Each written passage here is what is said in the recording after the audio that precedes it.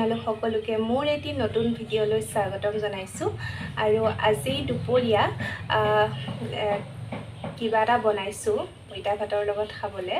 আৰু এই গৰমৰ দিনত পইতা ভাত আমাৰ বাবে খুব প্ৰিয় আপোনালোকেও চাগে ভাল পায়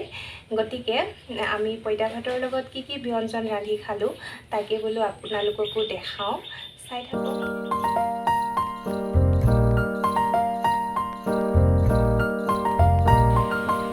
এয়া দেখিছেনে মাছ আৰু এইখিনি এতিয়া ভাজিম ইয়াতে নিমখ হালধি জোখমতে দিয়া আছে আপোনালোকেও জোখমতে সানি ল'ব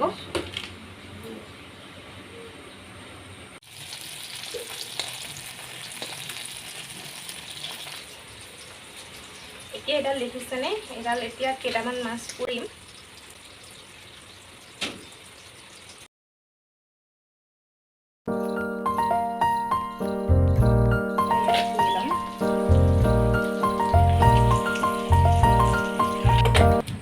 এতিয়া কলপাতখন ইয়াতে অলপ সেকি ল'ম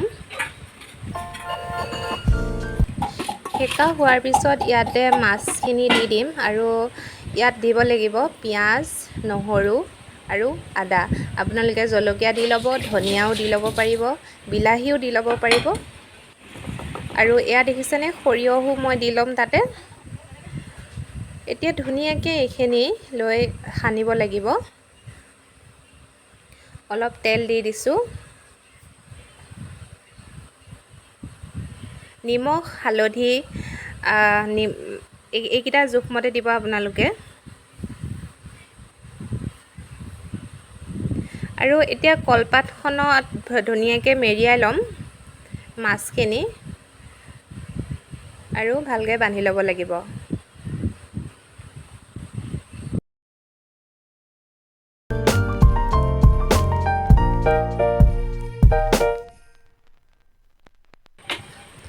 এতিয়া মই মাছখিনি ভাপত দিবলৈ প্ৰথমতে টিফিন বাতিটোত অলপ তেল লগাই লৈছোঁ আৰু এই মাছ বান্ধি থোৱা কলপাতে যে বান্ধিছিলোঁ সেয়া ইয়াতে দি দিলোঁ এতিয়া কেৰাহীখনত অলপ পানী মই গৰম হ'বলৈ দিছিলোঁ আৰু তাতে টিফিন বাতিটো বহুৱাই দিলোঁ আৰু আনফালে এখন কেৰাহীত মই পিঁয়াজ নহৰু আদা গোটেইখিনি দি ল'লোঁ আপোনালোকে জলকীয়া দিব আৰু হালধি নিমখো জোখমতে দি ল'লোঁ এতিয়া ইয়াত ভাজিম মাছৰ পেটু এইখিনি ভালদৰে ভাজি ল'লোঁ আৰু এয়া দেখিছেনে মাছৰ পেটুখিনি মই দি দিছোঁ আৰু এইখিনি ভালকৈ ভাজিব লাগিব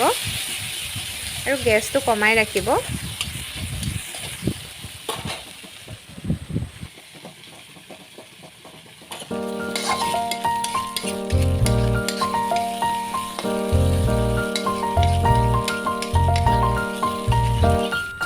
এইখিনি ভালকৈ ভাজি লোৱাৰ পিছত এতিয়া ইয়াতে ভাত দি দিম আৰু আপোনালোকে বাৰু মাছৰ পেটু এনেকৈ ভাতৰ লগত ভাজি খাইছেনে